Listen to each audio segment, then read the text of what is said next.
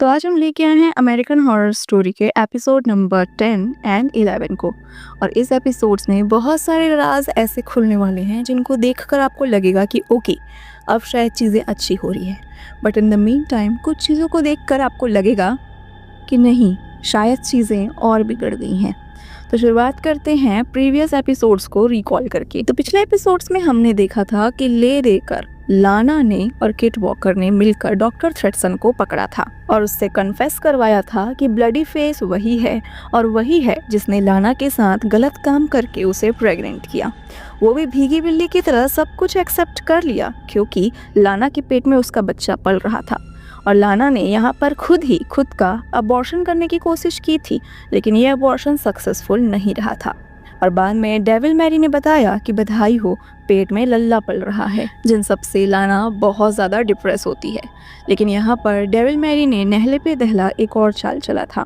उसने डॉक्टर थ्रेडसन को लाना के कब्जे से छुड़वा लिया था और अब डॉक्टर थ्रेडसन कहाँ था किसी को भी खबर नहीं थी। लेकिन किट वॉकर और लाना बहुत ज़्यादा घबराए हुए थे क्योंकि bloody face as a serial killer अगर खुलेआम घूम रहा है तो खतरा तो उनके ऊपर भी आएगा, स्पेशली जब वो उसके टारगेटेड विक्टिम हैं। दूसरी तरफ सिस्टर जूडी, जिसे अब पागल बनाकर इसी हॉस्पिटल में भर्ती कर लिया गया था, उससे डेविल मैरी पर्सनल लेवल पर बदला ले रही थी। ऑब्वियसली क्योंकि सिस्टर जूड ने कोशिश की थी उसकी पर्सनैलिटी और उसकी सच्चाई को सबके सामने लाने की कि वो डेविल है, ना कि प्योर मैरी। अब देखते हैं आगे के एपिसोड की कहानी। तो जैसा कि हम जानते हैं कि डॉक्टर आर्थर ने किट वॉकर को बेहोश करने की कोशिश की थी क्योंकि प्लान के मुताबिक कुछ एलियंस हैं जो कि किट और उसकी फैमिली को स्पॉट किए हैं अपने एक ऑब्जेक्ट के तौर पर, और जब भी इनकी जान पर खतरा आएगा ऑब्वियसली एलियंस का इन्वेजन होगा। अब यहाँ पे पिछले एपिसोड के मुताबिक जैसे ही किट वॉकर मरने की स्थिति में पहुंचा था, ऑब्वियसली एलियंस का स्पेसशिप यहाँ पे आया था और हम देख पाए थे कि वो ग्रेस को छोड़कर चले गए थे। ग्रेस की प्रेगनेंसी का पीरियड काफ़ी ज़्यादा इन्हेंस हो चुका था जिसके कारण वो बिल्कुल 9 मंथ प्रेग्नेंट दिख रही थी और डॉक्टर आर्थर इस चमत्कार को देखकर हक्का भौचक्का हो गए थे कि अब ये क्या हो गया। लेकिन जैसे ही वो किट वॉकर को होश में लाते हैं वो उससे झूठ कह देते हैं और उससे ये भी बात छुपाते हैं कि ग्रेस यानी उसके अस्पताल का प्यार वापस आ गया है। और वो किट से कहता है कि उसकी एलियन वाली थ्योरी गलत नहीं, शायद उससे कोई गलती से मिस्टेक हो गई है। अब किट अपनी रोजमर्रा की जिंदगी में व्यस्त हो जाता है, लेकिन डॉक्टर आर्थर भागते हैं ग्रेस के पास क्योंकि अब ग्रेस थी उनकी एक्सपेरिमेंटल सब्जेक्ट। वो ग्रेस को एग्जामिन करते हैं तो दो चीजें पाते हैं। पहली बात तो ग्रेस को जो गोली लगी थी उसका छेद भर चुका था और दूसरी बात ये कि ग्रेस इतनी रैपिड वे में प्रेग्नेंट कैसे हो गई, उसकी प्रेगनेंसी इतनी जल्दी कैसे हो गई कि वो अभी 9 मंथ की प्रेग्नेंट हो गई जबकि अभी तो 1 या 2 महीने ही बीते थे। ये जानने के लिए वो एक चाकू की मदद से उसके पेट को काटना चाहते थे कि अंदर कौन सा माल छुपा है देखा जाए। लेकिन यहाँ पे एक और चमत्कार हुआ था। पेपर नाम की एक पागल औरत जो इस हॉस्पिटल में बहुत दिन से पागल खाने में थी, अचानक उसकी दिमागी स्थिति ठीक हो चुकी थी। पेपर की प्रॉब्लम थी कि वो गूंगी थी और बोल नहीं पाती थी, लेकिन अब वो बोलने लगी थी और बातों से जैसे संदीप माहेश्वरी के प्रवचन झड़ रहे थे।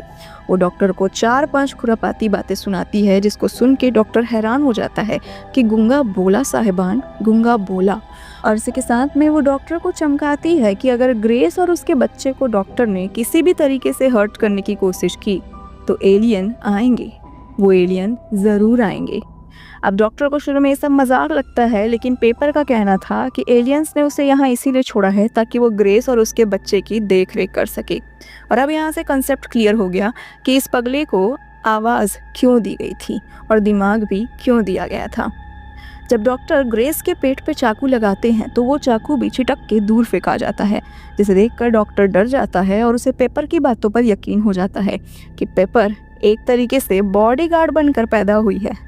बट ये छुटकू बॉडीगार्ड कब तक साथ निभाएगा, आगे देखते हैं। अगर आपने प्रीवियस एपिसोड देखा होगा तो आपको क्रिसमस किलर तो याद होगा ही। क्रिसमस किलर वो जिसको सिस्टर मैरी ने आज़ाद करवाया था सिस्टर जूड को मारने के लिए, और क्रिसमस किलर के कारण ही सिस्टर जूड अब यहाँ पे अस्पताल में थी। तो जब आगे की पूछताछ करने के लिए क्रिसमस किलर को हॉस्पिटल के हेड फादर लेकर जाते हैं तो वो हेड फादर को क्रूज पे बिल्कुल जीसस की तरह टांग देता है, यानी उनके हाथों और पैरों पे किल्ले गाड़कर, और वहाँ से भागने में सफल हो चुका था। लेकिन यहाँ पर फादर को बचा लिया जाता है और यहाँ पे फादर की सेवा कर रही थी none other than devil Mary. Devil Mary बड़े प्यार से फादर के हाथ और पैरों के घाव को साफ कर रही थी, लेकिन फादर यहाँ पे काफ़ी डरा सहमा नज़र आ रहा था और अपने जाप करने वाली माला को अपने हाथ में जोर से पकड़ा हुआ था। अब डेविल यहाँ बहुत कोशिश कर रहा था कि वो फादर के दिमाग को पढ़ पाए कि आखिर ये आदमी इतना डरा हुआ क्यों है, लेकिन वो इस कोशिश में सफल नहीं हो पा रहा था। यहाँ पे हमें पता चलता है कि जब फादर को क्रूज पे लटकाया गया था तो वहाँ पर मौत की एंजल आई थी, वही मौत की एंजल जो होठों पर पप्पी देके आपको उड़ा कर ले जाएगी। और जब फादर उसे पूछते हैं कि क्या तुम मेरे लिए आई हो, तो एंजल का कहना था कि सिस्टर मैरी में एक डेविल है और ये डेविल तुम्हारे अस्पताल यानी कि असाइलम को पूरी तरीके से बर्बाद कर देगा, तो तुम्हें बेहतर है कि तुम उससे बचाव करो। लेकिन हाँ, वो तुम्हारा माइंड पढ़ सकती है, तो बेहतर होगा कि तुम अपने हाथों की माला को जोर से पकड़े रहो और प्रेयर्स को दोहराते रहो। और यही रीज़न था कि फादर अपनी माला को छोड़ ही नहीं रहे थे और यहाँ पर डेविल मैरी चाह कर भी उनके माइंड को पढ़ नहीं पा रही थी।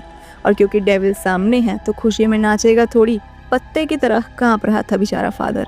लेकिन उसे पता था कि उसे इस डेविल का एक्सॉर्सिज्म तो करना ही पड़ेगा। अब यहाँ पे असाइलम के हॉल में किट वॉकर और लाना बैठे हुए थे कि अचानक उनकी सांसें तेज हो जाती है और आंखें फट के बाहर आ जाती हैं, ये देखकर कि डॉक्टर थ्रेटसन तो असाइलम में खुला खुला घूम रहा है। अब उसका रीज़न ये था कि डेविल मैरी ने डॉक्टर को उसकी पुरानी पोजीशन वापस कर दी थी, जिसके कारण डॉक्टर अब काफ़ी ज़्यादा पावर में आ चुका था। और वो आके लाना और किट को समझाता है कि इज्जत से उसे उसकी सीडी वापस कर दी जाए जिसमें उसके बयान को रिकॉर्ड किया गया था, वरना वो दोनों को मार देगा। जिस पर लाना का कहना था कि तुम मुझे नहीं मार सकते हो क्योंकि मेरे पेट में तुम्हारा बच्चा पल रहा है। जिस पर उसका कहना था कि ऑब्वियसली मैं तुम्हें नहीं मारूंगा, पर बच्चा पैदा होने के बाद तुम्हें ज़रूर मार दूंगा। और इस तरीके से डॉक्टर कभी किट को तो कभी लाना को रैंडमली ऐसे ही शॉक ट्रीटमेंट दे रहा था, सिर्फ बदला लेने के नाम से।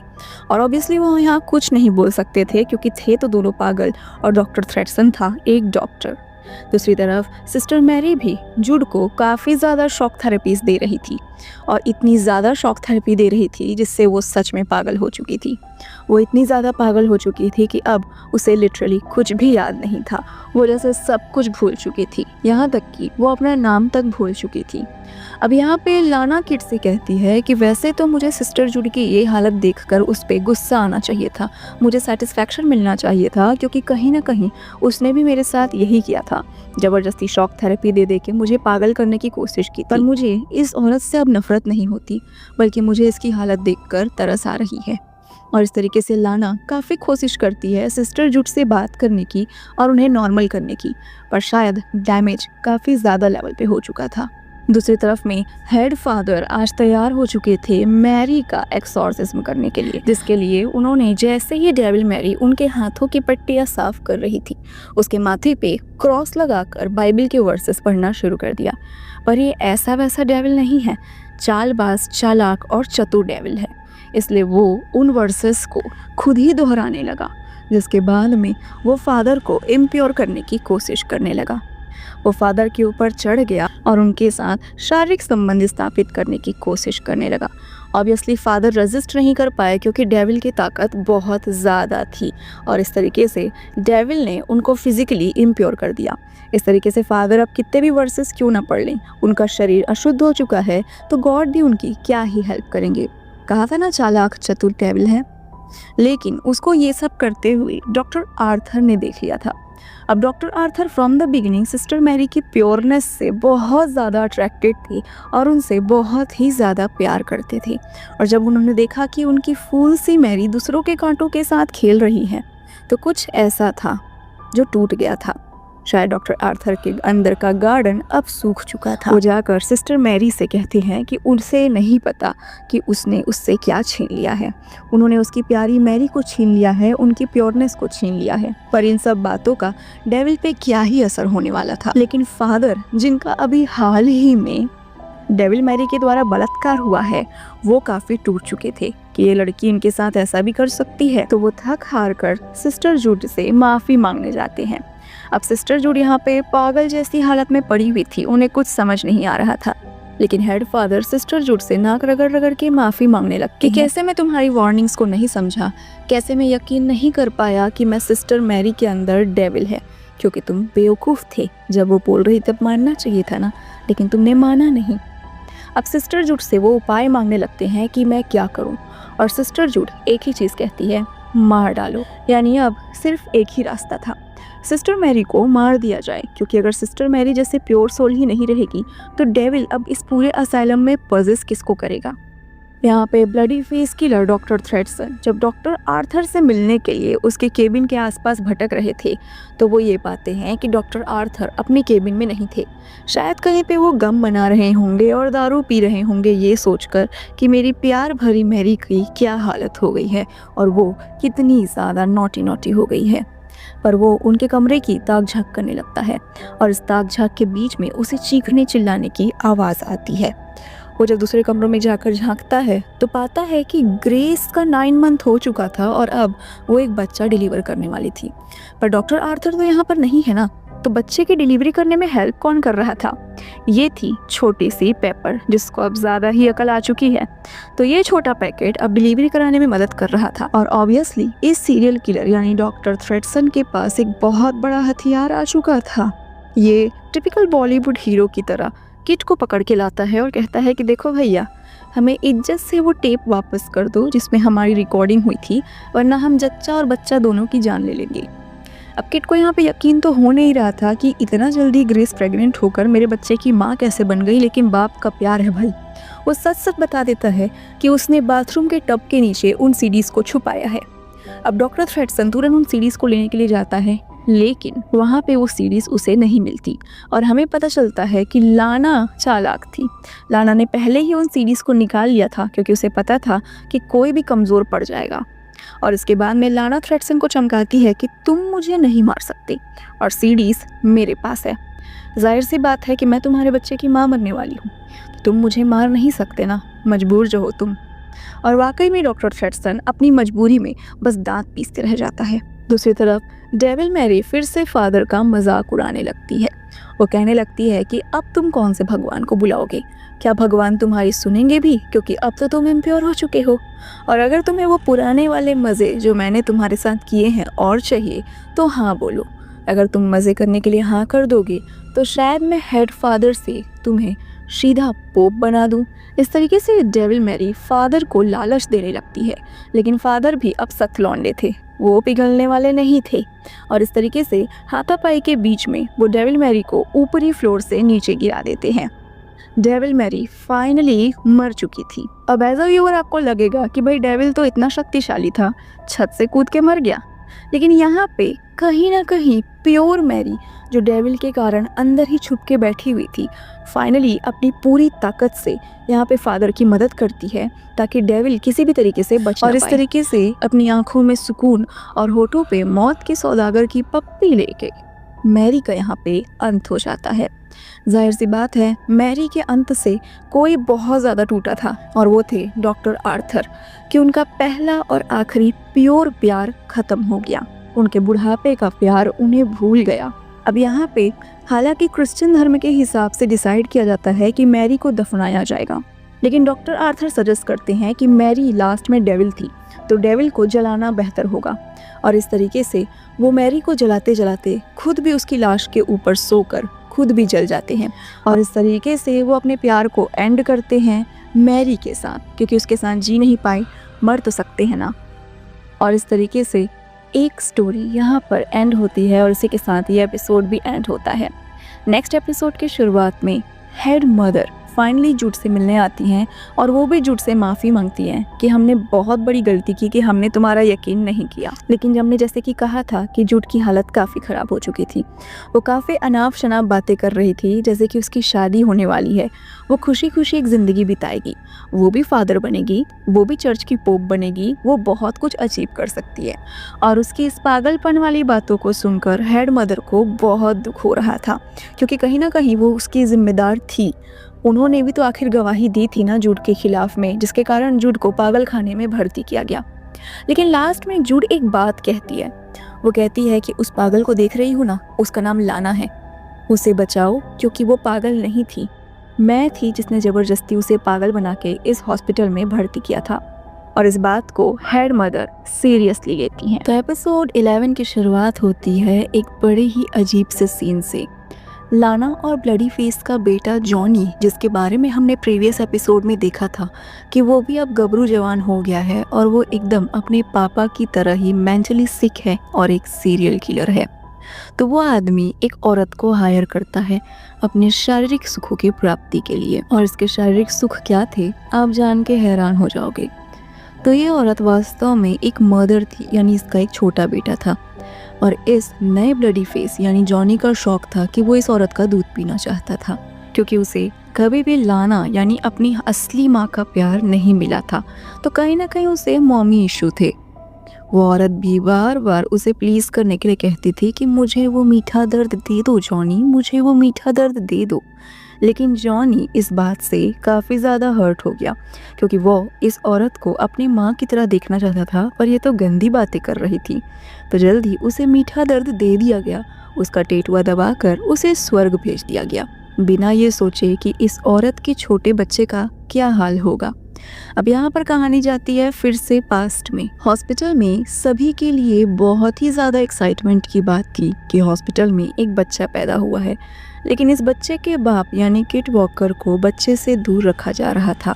उसे एक तरीके से इमोशनली टॉर्चर किया जा रहा था डॉक्टर थ्रेटसन के द्वारा, ताकि जल्दी ही वो सीडी जिसमें उसकी रिकॉर्डिंग है वो उसे दे दी जाए।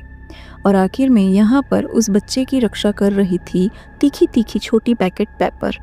यहाँ पे पेपर सभी लोगों को बच्चे से दूर रख रही थी ताकि ये पागल उस बच्चे को हर्ट ना कर दे। यहाँ पे डॉक्टर थ्रेटसन ग्रेस के पास आता है और वो ग्रेस से कहने लगता है कि काफ़ी जल्दी माँ बन गई तुम, बहुत जल्दी तुम्हें तुम्हारा प्यार मिल गया। जिस बात पर पेपर उसे खरी खोटी सुनाने लगती है। डॉक्टर थ्रेटसन को लगता है कि ये पेपर काली मिर्च की तरह तीखी होती जा रही है, तो क्यों ना इसे 10 डिग्री सेल्सियस पे रखा जाए और थोड़े इसके दिमाग को ठंडक दी जाए। और ये सज़ा सुनाने के बाद में पेपर को ग्रेस से दूर कर दिया जाता है, जिसके बाद में लाया जाता है किट वॉकर को। किट वॉकर को लाया गया था यहाँ पर उसके बच्चे से मिलवाने के लिए।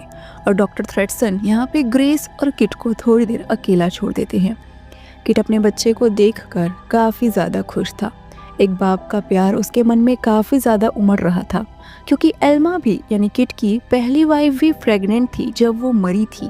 और अब ग्रेस के रूप में जैसे उसे उसका बच्चा मिल चुका था। वो अपने बच्चे को गले लगाता है और ग्रेस से कई सारी बातें करता है। वो उससे पूछता है कि ये सब कैसे हुआ, लाइक ये एलियन वाली चीज़ें ये एंड वो। लेकिन ग्रेस के पास कोई भी आंसर नहीं था। ग्रेस को सिर्फ इतना याद था कि उसे गोली लगी थी, जिसके बाद में एक सफ़ेद रोशनी आई थी, ठीक वैसी ही रोशनी जैसे मरने वालों को दिखती है। और उसके बाद जस्ट ये बच्चा था। किट उससे पूछता है कि अगर एलियंस उसे उठाकर ले गए थे तो क्या वो एल्मा से मिल पाई थी, जिसका ग्रेस के पास कोई भी जवाब नहीं था, क्योंकि उसे उस स्पेसशिप में क्या हुआ वो कुछ भी याद नहीं था। और इसके बाद में किट ग्रेस को शादी के लिए प्रपोज कर देता है। इनकी ज़िंदगी जैसी नई खुशियाँ टर्न ले रही थी और किट भी अपने बच्चे को देखकर काफ़ी खुश हो रहा था। लेकिन एज एन ऑडियंस आपको यहाँ पे शक पैदा होगा कि डॉक्टर थ्रेटसन किट वॉकर पे इतना मेहरबान क्यों हो रहा है। और इस बात की जानकारी हमें तुरंत ही मिल जाती है जब हॉस्पिटल के कुछ नर्सेस आकर इस बच्चे को ग्रेस और किट से छीन कर ले जाते हैं, ये कहते हुए कि वो दोनों ही पागल हैं, ऊपर से वो क्रिमिनल्स हैं, तो एक बच्चे की देखभाल करने के लिए वो बिल्कुल भी सही नहीं है। और हम डॉक्टर थ्रेटसन के फेस पर एक स्माइल देख पाते हैं, क्योंकि शायद यही वो चीज़ थी जो वो किट वॉकर से छीनना चाहता था। और अब वो किट को सीधे तौर पर कह देता है कि अगर अपना बच्चा वापस चाहिए तो मुझे वो सीडी ला कर दो, कैसे भी करके लाना से वो सीडी मुझे ला कर दो जिसमें मेरा कन्फेशन है। और उसके बाद तुम मेरे सारे इल्ज़ाम अपने सर पर लोगे कि तुम हो ब्लडी फेस। और यहाँ पर क्योंकि किट ने अपने बच्चे को छू लिया था, उसके प्यार को महसूस कर लिया था, तो ऑब्वियसली अब वो एक बाप होने के नाते अपने बच्चे के लिए शायद ये सब कर भी दे। अब यहाँ से सीन जाता है लाना की तरफ। लाना के पास हेड नर्स आती है और वो उसे कहती है कि जूड ने कहा है कि उसे छुड़ाया जाए, इसलिए हेड नर्स यहाँ उसे छुड़ाने के लिए आई है। लाना उनकी बात को मान जाती है। इसी के साथ में हेड नर्स लाना को वो सभी कागज़ और डॉक्यूमेंट ला कर देती है जिसमें लिखा हुआ था कि लाना एक पागल है और उसे यहाँ पे कौन कौन से टॉर्चर किए गए हैं, ताकि फ्यूचर में कोई भी कानूनी कार्यवाही हो तो लाना इन सब का हॉस्पिटल के अगेंस्ट यूज़ कर सके।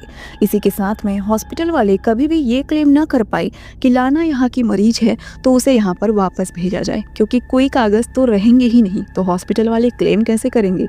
और सारे कागज़ लाना के पास रहेंगे तो वो कोर्ट की कार्यवाही में ये सब प्रूफ कर सकती है कि हॉस्पिटल वाले उसके साथ कितना कुछ गलत किए थे। खैर यहाँ पे हेड नर्स वो सारे डॉक्यूमेंट्स को लेकर लाना को विदा करने के लिए कार की तरफ ले जा रही थी। लाना ने वो रिकॉर्डिंग जो डॉक्टर थ्रेडसन का कन्फेशन था वो भी अपने पर्स में छुपा लिया था। लेकिन जब वो सीढ़ियों से नीचे उतर रही थी तो डॉक्टर थ्रेडसन सीढ़ियों पर ही खड़ा हुआ था। अब ये देख के तो लाना की जान सूख जाती है, क्योंकि डॉक्टर थ्रेडसन ने अगर देख लिया कि लाना यहाँ से जा रही है तो ऑब्वियसली वो उसे ज़िंदा तो यहाँ से बाहर जाने नहीं देगा। और ऐसे में किट वॉकर लाना की हेल्प करता है। वो ज़बरदस्ती डॉक्टर थ्रेडसन को बातों में उलझाए रखता है, ये बोल बोल के कि आखिर उस सीडी का तुम क्या करोगे, मैं अगर कोर्ट में कन्फेशन दे दूंगा तो मेरे बच्चे का क्या होगा, तुम मेरे बच्चे को अपने पास कब तक रखोगे। और इन सब बातों का डॉक्टर थ्रेडसन डिप्लोमेटिक आंसर दे रहा था। और दूसरी तरफ लाना चुपचाप से डॉक्टर के पीछे से निकल कर चली जाती है और डॉक्टर को पता भी नहीं चलता। लेकिन शायद उसे एहसास हो जाता है कि यहाँ पे कुछ तो गड़बड़ है, इसलिए जब वो दरवाजे की तरफ देखता है तो उसे एक औरत बाहर जाती नजर आती है। और जब वो भागकर दरवाजे से बाहर जाता है तब तक लाना कार में बैठ चुकी थी और पानी हाथ से निकल चुका था। और लाना यहाँ पे अपनी मिडिल फिंगर दिखाते हुए और उस सीडी को जिसमें डॉक्टर थ्रेडसन की रिकॉर्डिंग है उसे दिखाते हुए वहाँ से सर्र से निकल जाती है। डॉक्टर थ्रेडसन के बुरे दिन अब शुरू होने वाले थे। यहाँ पे डॉक्टर थ्रेडसन फ्रस्ट्रेट होकर अपने घर जाते हैं, जहाँ पे ऑलरेडी लाना उसका वेट कर रही थी। यहाँ पे लाना हाथ में गन पॉइंट किए हुए डॉक्टर थ्रेडसन की तरफ की हुई थी। डॉक्टर थ्रेडसन को वो कहती है कि उसने सारे सबूत पुलिस को दे दिए हैं और अब पुलिस उसे लेने आती होगी, जिस पर डॉक्टर थ्रेडसन थोड़ी चालाकियाँ दिखाने लगता है। वो जाता है अपने वाइन कलेक्शन के पास और कहता है कि मुझे ड्रिंक करने दो, पर उस ड्रिंक वाले गिलास के पास में ही उसकी खुद की बंदूक भी थी। लाना लगातार उसे गन पॉइंट पे रखी हुई थी और डॉक्टर थ्रेडसन भी मौके की तलाश में था कि कैसे वो इस गन को तुरंत लाना पे फायर कर दे। लेकिन लाना ने भी कच्ची गोलियां नहीं खेली थी, क्राइम रिपोर्टर थी और वो अच्छे से जानती थी कि क्रिमिनल्स को कैसे हैंडल करना है। उसे पता था कि कोई भी कातिल ऐसे ही फालतू बातें करके टाइम बाय करने की कोशिश करता है, तो बिना उसकी फालतू बकवास सुने लाना सीधा ब्लडी फेस को शूट कर देती है, क्योंकि अपने बलात्कारी को अपने हाथ से गोली मारने का मजा कुछ और ही है। अब क्योंकि उस असाइलम की काली सच्चाई, कैसे लाना पे अलग अलग टॉर्चर्स किए गए थे, कैसे वहाँ पे सच्चाइयों को छुपाया जाता है, गंदे गंदे एक्सपेरिमेंट्स होते हैं, लड़कियों को पागल किया जाता है, उनका शोषण किया जाता है, ये सारी सच्चाई अब पुलिस वालों के पास आ चुकी। इसलिए लाना अब एक सेलिब्रिटी बन चुकी थी। सारे मीडिया कर्मी उसके आगे पीछे घूम रहे थे और लाना ने भी डिसाइड कर लिया था कि यहाँ पे सिर्फ और सिर्फ हालात की गलती थी, इसलिए वो इस पर एक कहानी लिखेगी और जल्द ही वो एक बुक लिखने वाली थी इन सभी घटनाओं के ऊपर जो उसके ऊपर गुजरी थी। लेकिन जब मीडिया में ये खबरें उछलने लगी कि कैसे बैरक्लिफ असाइलम में ये सब अत्याचार हो रहा है, तो इससे हेड फादर की कुर्सी हिल चुकी थी। रोज़ न्यूज़ में असाइलम के लिए इतनी बुरी बुरी घटनाएं सुनकर वो किससे हेल्प मांगे उसे कुछ भी समझ नहीं आ रहा था। तब उसे याद आती है सिस्टर जुड की, क्योंकि आखिर इस सब टाइप के मामले समझाने में और सुलझाने में सिस्टर जुड का कोई भी सानी नहीं था। लेकिन सिस्टर जुड अब एक फूटी कौड़ी की भी मदद नहीं करने वाली थी इस हेड फादर की, बल्कि वो हेड फादर को सुनाने लगती है कि कैसे उसने बुरी गवाही देकर उसे यहाँ पे असाइलम में भर्ती करवाया, कैसे उसके पोस्ट से उसे हटा दिया और उसकी ज़िंदगी को तबाह कर दी। इसी के साथ में वो हेड फादर को ताना भी मारती है कि एक डेविल उसका बलात्कार करके चला गया और अब तो वो इम्प्योर हो चुका है, तो गॉड भी उसकी नहीं सुनने वाले। ये सब बातें हेड फादर को अंदर तक ट्रिगर कर देती हैं और वो कहीं ना कहीं से जुड से अब बदला लेने वाला ज़रूर था। खैर अब क्योंकि असली ब्लडी फेस डॉक्टर थ्रेडसन था और उसको तो लाना ने मार दिया, तो किट वॉकर को आज़ाद कर दिया जाता है असाइलम से। अपनी आज़ादी की खबर सुनकर वो बहुत ज़्यादा खुश होता है और वो सबसे पहले जाता है हेड फादर के पास और हेड फादर से सीधा सीधा डिमांड करता है कि उसे उसकी वाइफ ग्रेस और उसका बच्चा वापस चाहिए। अब हेड फादर ऑब्वियसली कहते हैं कि ग्रेस को वो नहीं छोड़ सकते क्योंकि ग्रेस ने तो अपनी फैमिली वालों का कत्ल किया। जिस पर किट वॉकर एक सीधा सा लॉजिक देता है कि जब ग्रेस को गोली लगी थी तो उसे मृत मान लिया गया था। इवन उसका डेथ सर्टिफिकेट भी बनाया गया था डॉक्टर आर्थर के द्वारा। और जब ग्रेस वापस जिंदा होकर एलियंस के द्वारा आई तो डॉक्टर आर्थर ने इस बात को किसी को भी नहीं बताया था। तो टेक्निकली पेपर्स में तो ग्रेस मर चुकी है, मैं तो सिर्फ उसकी बॉडी मांगने आया हूँ। एंड सिंपली उसने हेड फादर को ये भी धमकी दी कि अगर वो सीधे तरीके से ग्रेस को उसे नहीं देंगे और उसके बच्चे को उसे नहीं सौंपेंगे तो वो भी एक बुक लिख सकता है जिसमें वो लिखेगा कि कैसे उसे ज़बरदस्ती ब्लडी फेस मर्डर मानकर यहाँ रखा गया, उसे टॉर्चर किया गया और जो असली ब्लडी फेस था डॉक्टर थ्रेडसन उसको इसी हॉस्पिटल में अपॉइंट करके सैलरी दी गई और यहाँ तक कि क्रिमिनल्स को और साइकोपाथ्स को ट्रीटमेंट करने की आज़ादी दी गई। ऑब्वियसली ये बहुत बड़ा एलिगेशन होता और इससे फादर की फट चुकी थी, इसलिए जैसा जैसा जो डिमांड किट वॉकर ने किया था उसके बेबी बच्चे उसे लौटाकर उसे यहाँ से रफा दफा किया गया। कहानी वापस लौटती है लाना की तरफ। लाना अपना अबॉर्शन करवाना चाहती थी लेकिन पता नहीं क्यों जब वो डॉक्टर के पास जाती है और डॉक्टर उसे अपना पैर फैलाने को कहती है ताकि वो अबॉर्शन कर पाए तो लाना के दिमाग में वो सभी बुरी घटनाएं जो उसके साथ हुई थी वो फ्लैश होने लगती है और डर के मारे वो अपना अबॉर्शन नहीं करवाती है।